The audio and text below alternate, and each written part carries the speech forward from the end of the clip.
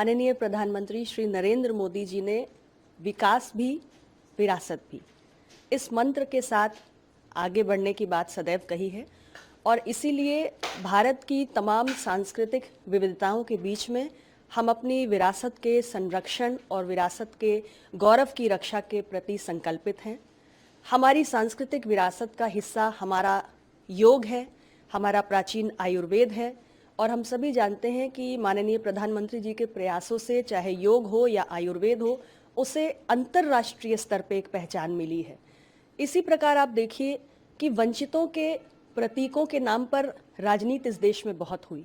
लेकिन उन प्रतीकों को सम्मान देने की बात जब आई तो आगे प्रधानमंत्री नरेंद्र मोदी जी की सरकार ही दिखी।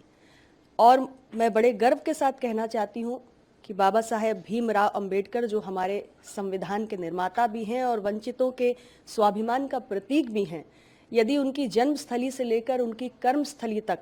स्मारक बनाने की या संरक्षण करने की दिशा में किसी ने काम किया तो हमारी सरकार ने पंचतीर्थ के माध्यम से किया।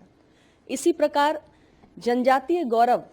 ये हमारी सरकार ने ही इस दिशा में बढ़ चढ़कर काम किया और भगवान बिरसा मुंडा की जन्मस्थली उलीहातू जाने वाले देश के पहले प्रधानमंत्री माननीय श्री नरेंद्र मोदी जी हैं। हमारी सरकार ने न केवल स्वाधीनता संग्राम में जनजातीय समुदाय के योगदान को